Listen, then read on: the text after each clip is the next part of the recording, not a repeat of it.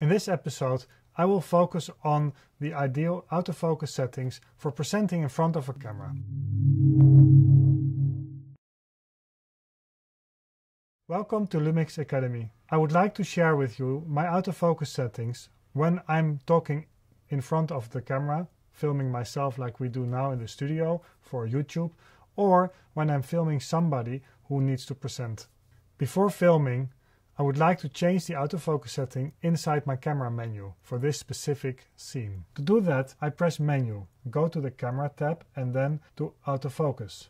Here you select the Human Detection AF. It is indicated by an icon showing a person. This human detection mode focuses automatically on people. It recognizes the body and can also distinguish between eyes, faces and heads.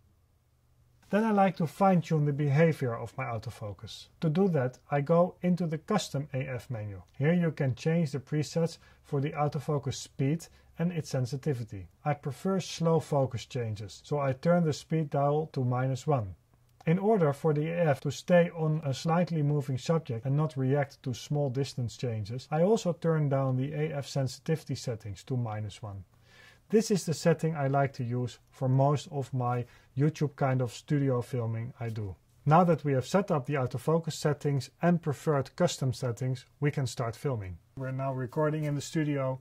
It recognizes my body, it recognizes my face and my eyes, and when I go close it adjusts the autofocus.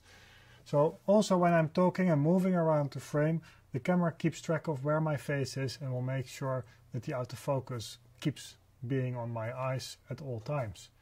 Also, when you're presenting a product and say I want to showcase to you this lens, it will focus on the lens alone. When I put the lens away, immediately it will go back to me and focus and prioritize my face and eyes.